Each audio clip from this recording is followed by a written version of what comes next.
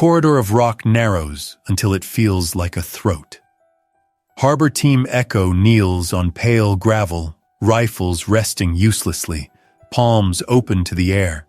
A crosswind scrapes dust from the canyon's ribs and hangs it in veils. Through that moving gauze, a figure steps out of the shade. Gray logistics jacket. A private, Malik, squints upward as if the sky changed shape. The woman keeps walking. No hurry, Brink doesn't whisper.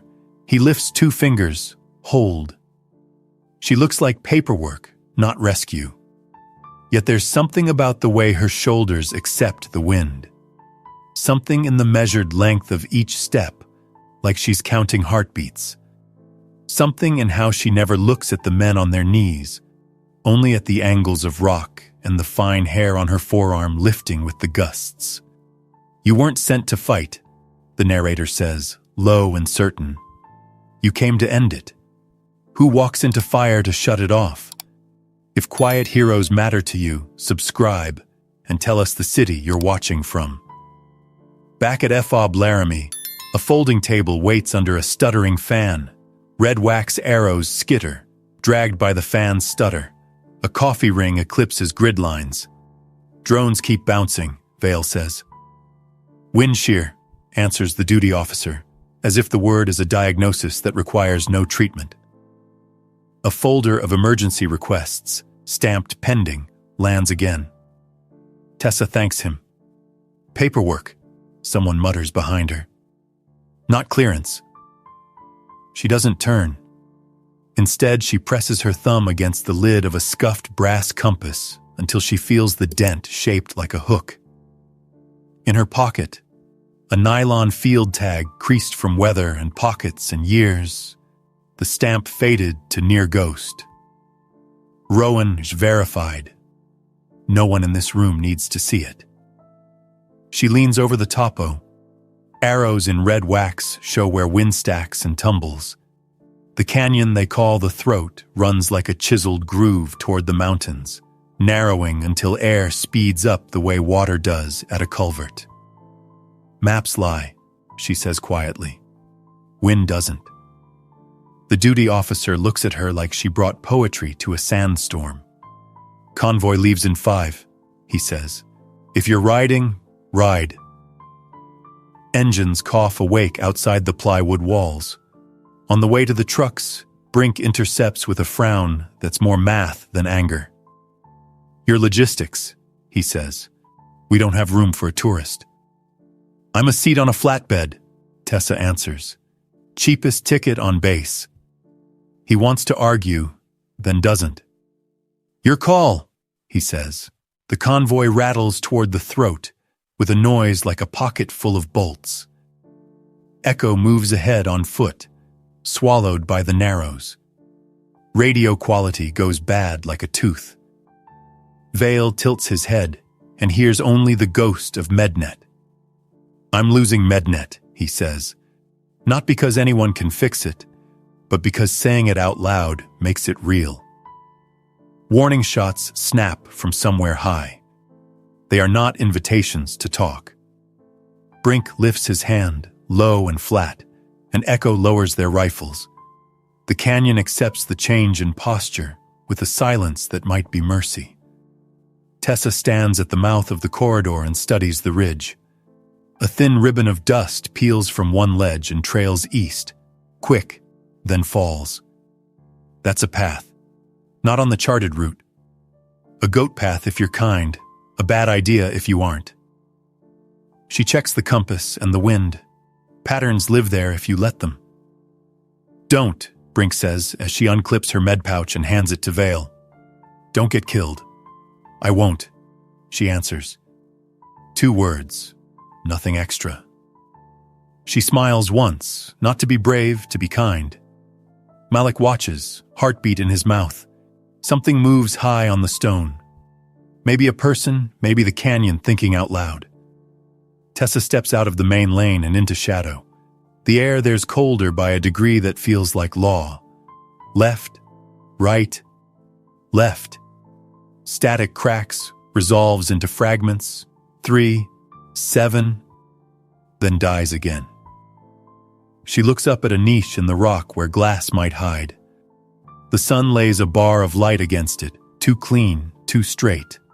She shifts her weight to avoid a flake that would squeal. A brass casing shines in a pocket of grit, winking once like it remembers fire. Below, Echo holds their kneel. Knees ache. Tessa marks a tiny X with red wax. On the way out, little truths like that become roads. She listens. Then she goes higher. Into the seam of rock no one marked. Into the work no one assigned. She keeps to the shadow where the air is a degree colder, mapping each foothold before it happens. The ridge seems to breathe. The wind speaks in pushes and lulls. A scrape the size of a syllable. She freezes. There, a notch cut by hands that knew glass. An observation slit. Narrow enough to swallow a muzzle flash, wide enough to see Echo. Dust films the ledge. A tiny pebble wall keeps a bipod from skidding. Tessa slides a bandana over her fingers and drags the rifle sideways until the barrel points at stone. A silhouette shifts. The assistant, not the ace. Off-screen, a quick geometry of elbows, leverage, and his own sling does the rest. His breath spikes, then agrees to be quiet. She binds his wrists with cloth from a crate of IV bags and tows the weapon a full arm's length away. 1, 2, now, she whispers, to the pulse, not the air. Below, Malik touches Brink's sleeve without being seen. I thought... Brink doesn't look. He listens to the canyon. He lets the thought finish itself. Red wax makes a freckle on the rock, an X no bigger than a seed. If you weren't looking, you'd call it pigment. She sets another by the notch, a private map to come home by. The relay isn't elegant. 2 taped batteries in a cookie tin, anxious wiring, antenna disguised as a torn prayer flag. The LED blinks like a nervous eyelid. Nipek's jaws settle on the wire with an honesty she trusts more than memos. Small steps, clean steps, she tells her hands. She pinches. The LED flares once, then goes dark.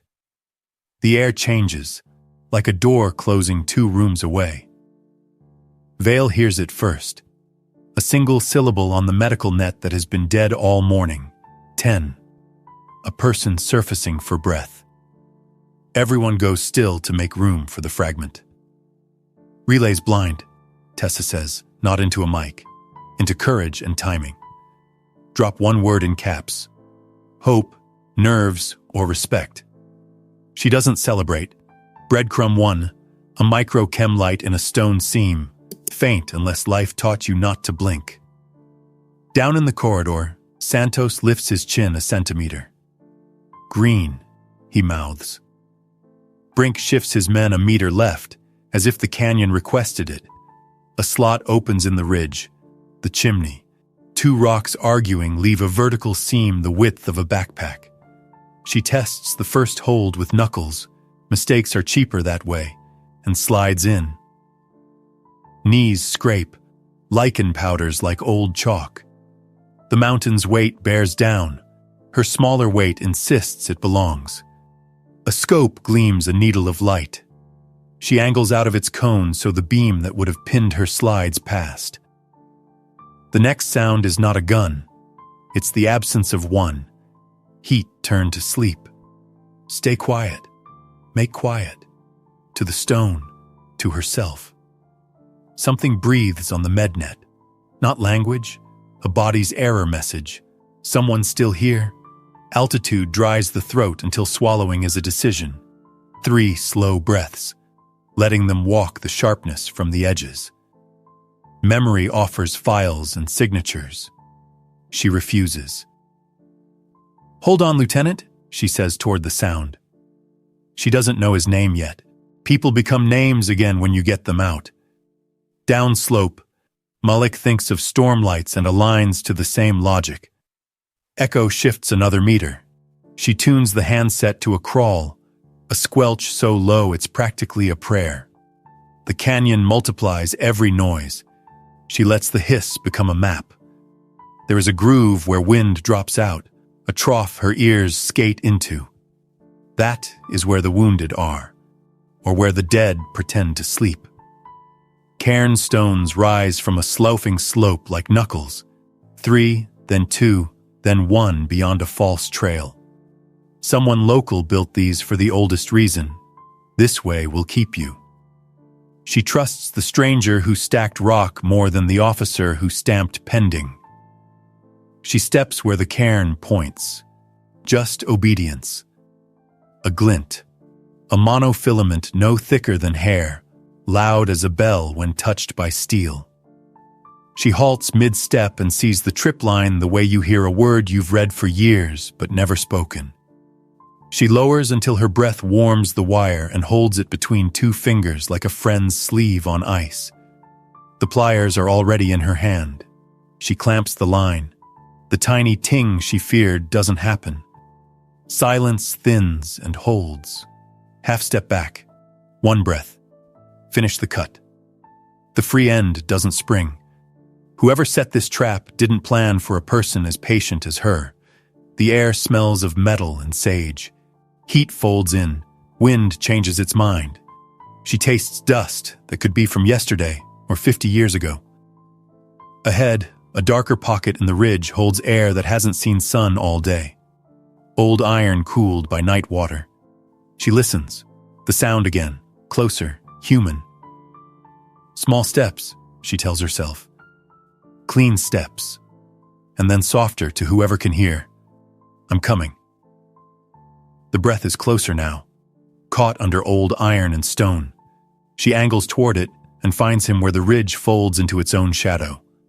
Martinez, wrists tied with cable, eyes open but far. His face looks like someone put the desert in a bowl and left it to dry.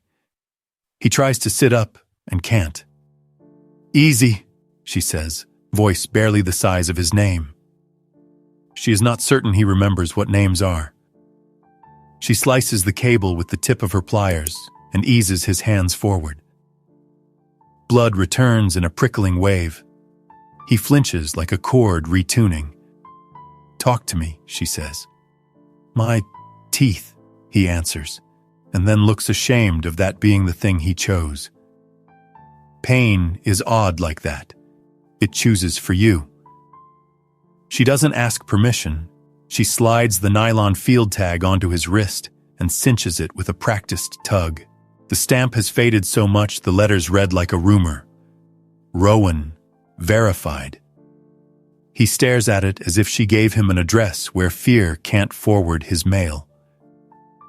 You're not alone, she tells him. Down in the corridor, Santos hears a green blink that isn't sunlight and points with 2 fingers. No words. The team moves the width of a palm at a time. When the world is wrong, you fix it in small pieces. Rotor thrum enters like weather. Not near, not far. A blue line drawn in sound across the sky.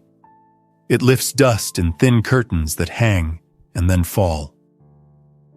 Medevac, Night 2-1, fuel state yellow, 1 orbit, a voice announces from the war above the canyon. Calm, professional. The tone of someone who refuses drama because physics has enough of it. Brink keys his mic and does the math out loud. We can't authorize an extraction without a code path.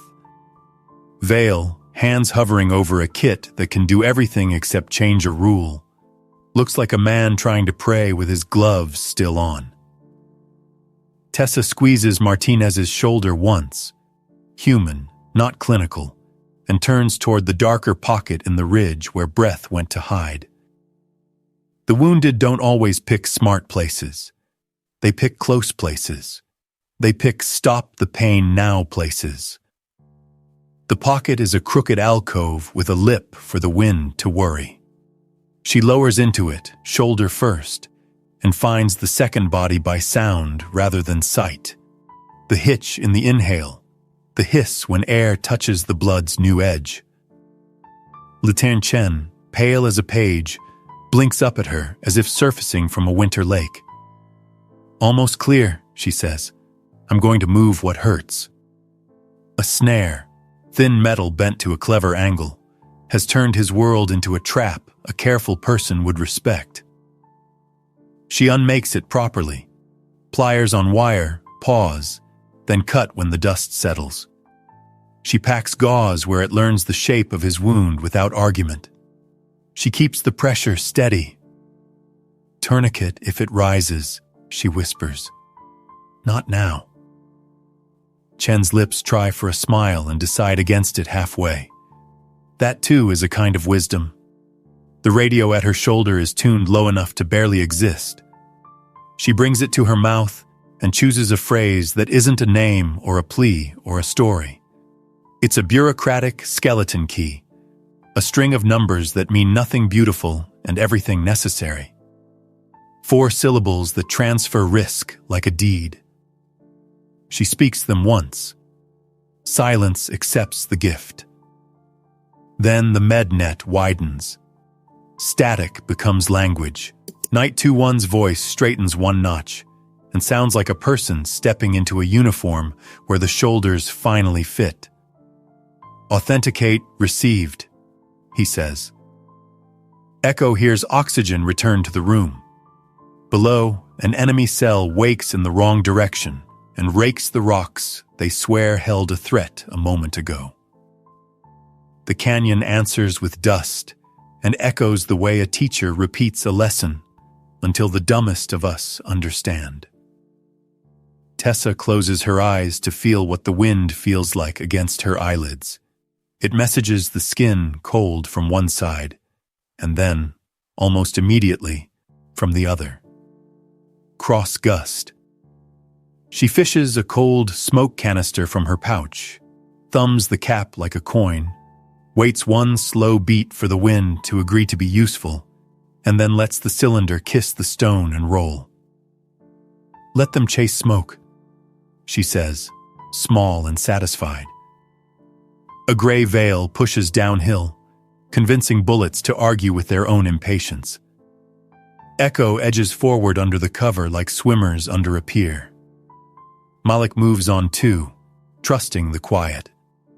Back in the alcove, Chen winces. His hand scratches at the tourniquet strapped nearby, not because he needs it now, but because men love a plan you can hold. Stay with me, Lieutenant, Vale says into the net, and the words come into the alcove as if the canyon had wires. Tessa feels for the pulse below the compression. There, a stubborn tap. She does not narrate that she found it. She lays the nylon field tag against the inside of Chen's wrist, where the skin is thin and light can find it. She doesn't cinch it all the way yet. Rowan, he says, tasting the word like a foreign thing. Later, she says. Now is leaving. Do I know you? You will know that you don't need to, she answers, and it lands the way plain truths do, without applause. Below, Brink looks at open rock and sees a route that didn't exist this morning. Small marks aligned like a rope invisible to anyone who never learned to trust small things. He raises his voice enough to be heard without shouting. 9 line ready, he tells the bird. Grid, wounds, how many souls? Copy, Night 2-1 replies. 2 minutes. Wind rewrites itself across the wall. Tessa reads it and chooses the lane. She thinks of the stamp back at Laramie, pending, and feels fury brush her like a coat sleeve in a crowded hall. She does not put it on. Anger will only slow the hands that must not shake. She pinches the cut wire back to itself, tapes it so it won't advertise that someone clever was here, then braces Chen for the small storm of moving. On 3, she says. And because people always move on 2, she says nothing after 1. Moves. His breath bottoms out and then finds a new floor. Below, the veil of smoke tears, then mends. Someone fires into the place where she is not. Brink feels more than sees the shift and nods. Santos moves. Vale counts a pulse and then counts feet. Malik feels his heel find a chalk X the size of a freckle and understands, without pride or poetry, that somebody is ahead of them doing dangerous math on their behalf. "Someone's cleaning a path," Santos says, almost reverent. Tessa reaches a shelf of rock where the air behaves and sets Chen down long enough to tape an arrow from a VS-17 panel she cut to strips, bright as citrus against the stone. The tape is the kind of gift that looks like litter if you've never needed it. "Path is clean," she says into the net. 90 seconds. "Say again," Knight 2-1 asks, not because he didn't hear, but because he wants to hear it twice. "Path is clean. 90 seconds. Brink listens. "We need someone to own this," he says to no one and everyone. "Own it, or lose him." The rulebook is an excellent book. It's not a stretcher. The wind answers with a steadying push, as if a giant hand pressed all their aspirations into a single narrow lane. Chen looks at the compass in Tessa's palm, because pain makes the mind need something small to focus on. The glass has a scratch in the shape of a hook. The needle doesn't hunt. It knows. "Almost there," she tells him, which is a lie and a truth and a prayer with the serial numbers filed off. Across the net, a new voice arrives. Not loud, not gentle, surgical. "Article 9 authority granted. Rowan confirmed. Proceed immediately." Brink breathes for the first time in a minute he didn't know he was holding. Vale's shoulders drop into usefulness. The bird commits.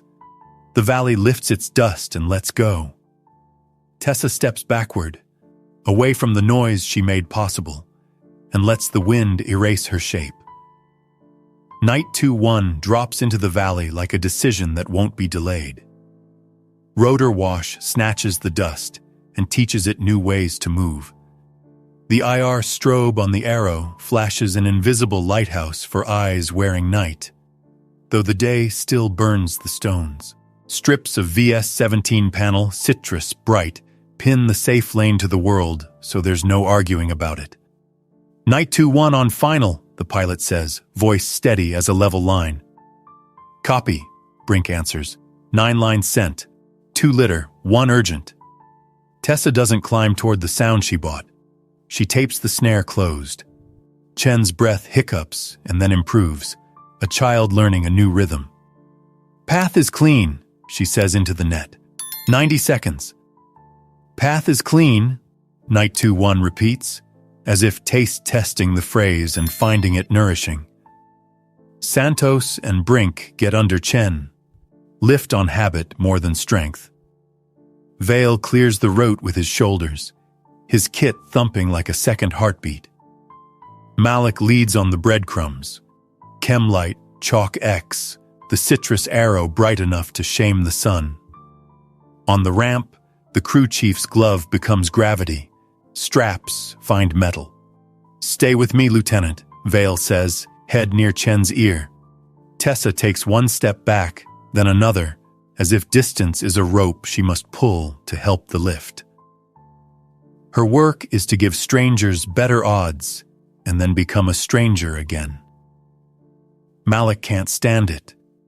Gratitude is a pressure in the chest that either leaves through the eyes or the legs. His goes through the legs.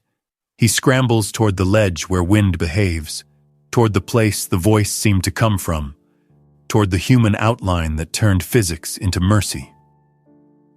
"Hey," he says, not loud, as if the canyon charges a fee for volume. "Ma'am?" The ledge offers him a single object, a brass compass, glass scratched like a hook catching light. It's warm from the sun or from a hand that refused to tremble.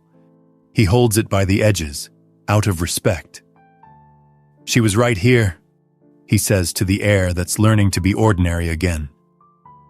On the ramp, the world narrows to wind, straps, and breath. Vale reads numbers into the crew chief's ear and presses tape as if it is a kind of prayer that sticks. Chen turns his face toward the sound that says his name, like it is the answer to a riddle that finally makes sense. The bird lifts with a shiver. Dust skates across the compass face in Malik's palm and then lets go. Fluorescents hum at Fob Laramie. Brink stands square to a debrief table that has learned every kind of elbow. He studies the form. Route was established by, he begins. Record it as anonymous guidance, says a new voice from the doorway. Call-enter Nia Prescott doesn't raise her volume. She multiplies certainty instead. Brink turns, then looks back at the blank line where a name would go if this were a different story. He puts down his pen and rubs his temple. The machine still owes her, he says. The machine will pay, Prescott answers. Just not in the currency of names. She signs.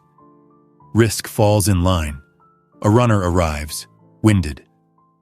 Message for med section, he manages.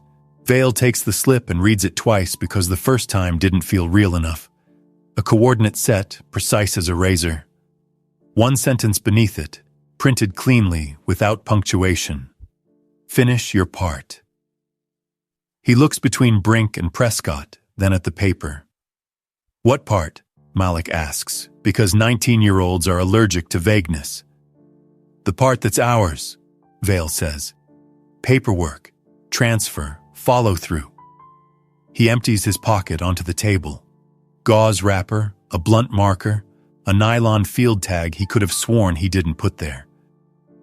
Rowan Kachansha verified. The stamp is so faint it looks like someone tried to erase it and failed out of respect. Where did you... Brink begins. Lieutenant Chen, Vale says, inside his sleeve. I didn't place it, neither did he. Prescott studies the tag, thoughtful. Credit the route, she says, not unkind. Not the face. A clerk takes the tag and hesitates. Photocopy, Prescott suggests, then return it to medical. The clerk nods as if entrusted with a crown instead of a scrap of nylon. He hurries. On the tarmac, the medevac bird returns. Chen goes to Bay 3. Vale goes with him because insistence is part of care. Brink finishes the report by hand. He writes about wind and patience and marks small as freckles. He does not write the name he was tempted to write. He writes instead about the path. Night knocks early in canyons. Even when the sky is not dark, rock becomes a room where light has to ask permission. Malik mounts the compass in the aid station on a pegboard next to trauma shears and rolled bandages. He prints a card in awkward, careful letters and tapes it underneath. The path was clean. He doesn't know what ceremony should look like for a stranger who refused ceremony. He chooses the kind that doesn't require anyone to stop walking. You nod on your way to wash your hands. You touch the glass with a knuckle for luck. You tell the new guy, when he asks, that some things are true, even when they are secret. Vale comes in with a chart and stands still for a whole 10 seconds. Silence and fluorescent hum make a kind of duet. He puts his finger against the glass and smiles with only one side of his face. Then he goes back to work. By midnight, small offerings gather. A VS-17 ribbon, a taped battery, a river-smooth stone. At 0110, operations updates policy. In wind-denied canyons, pre-cleared brevity codes can authorize medevac when channels degrade. The rule learns faster. Prescott signs the update. Her pen makes a sound like cloth tearing, a permanent change. We closed the gap, she says to the room that isn't listening, and to the quiet professional who is. In the motor pool, a tarp lifts and settles. On the far fence, wire holds one stubborn spark. Malik passes the aid station twice on errands that could have taken him another route. The second time he stops. He looks at the compass as if it might prescribe something more important than antibiotics and water. She did the hard part, he says, barely audible. Behind him, a corporal who earned his humor the expensive way nods once. "Somebody always does," the corporal says. "It helps to thank them before you know their name." Malik nods.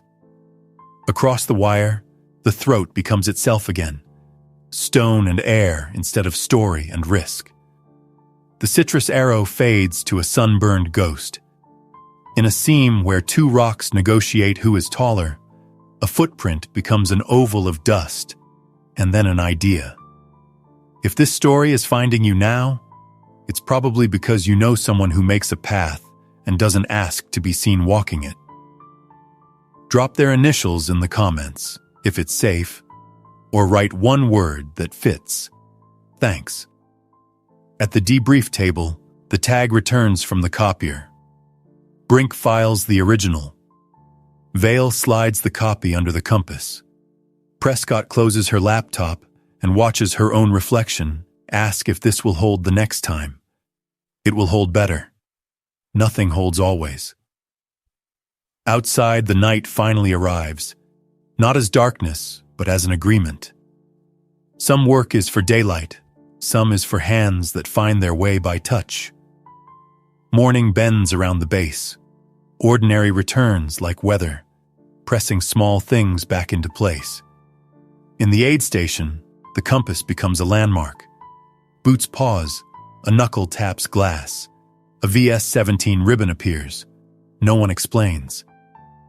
Vale writes numbers that turn pain into instructions. Saturation here, rate there, and now and then looks up without meaning to.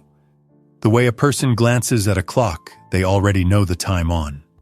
Lieutenant Chen sleeps the stubborn sleep the body insists on when it finally gets permission.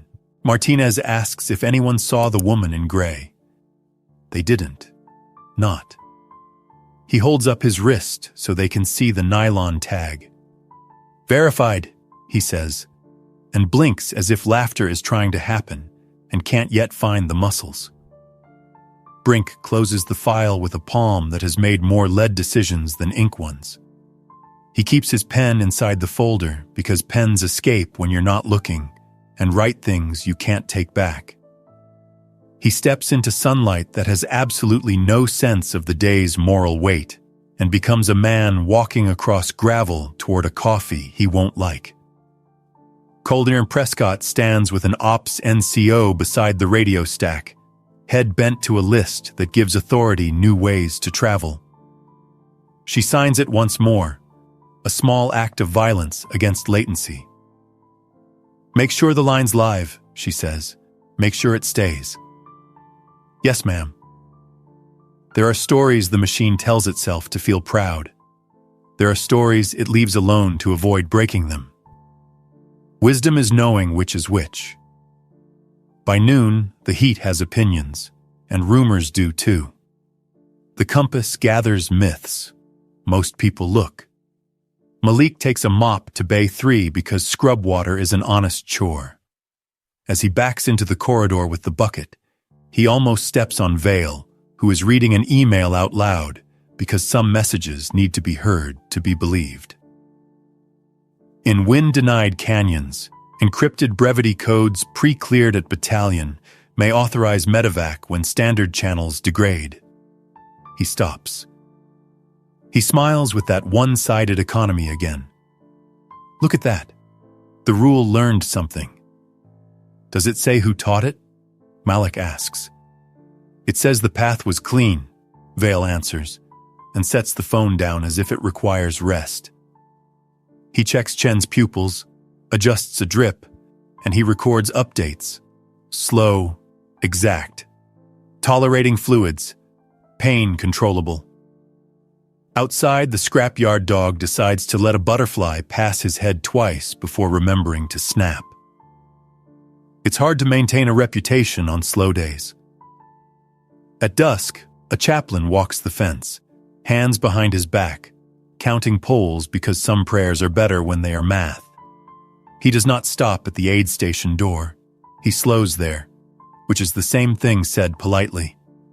Night returns like it promised. The citrus strips fade to the color of old ideas. The IR strobe sleeps. There's no one to talk to now. Wind runs the stone like patient water. A pebble skitters, then thinks better of drama. The canyon keeps a secret the way a body keeps a breath. Long enough. Back on base, Malik sits on a low wall with his boots unthreaded and his socks tucked under the tongue like a kid in a hurry. He watches everything. The generator gossips diesel. He thinks about the voice, the woman in gray, the tag, how quiet math saves loud lives. He doesn't say any of this out loud. He isn't the kind to narrate his soul.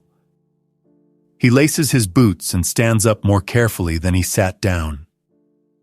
If this story sits with you, share it with someone who makes paths without asking credit, or write one word below that fits them. Thanks. To those who served and the families who held the line, we see you. Resources for veterans are in the description. Use them. Another untold piece next week. Come back. The base sleeps in drafts and machine beeps. The canyon holds its silence. Somewhere between them, a woman in gray walks a path that isn't a road, leaving almost nothing a camera could love. Almost. Morning will pretend it discovered everything by itself. We will let it.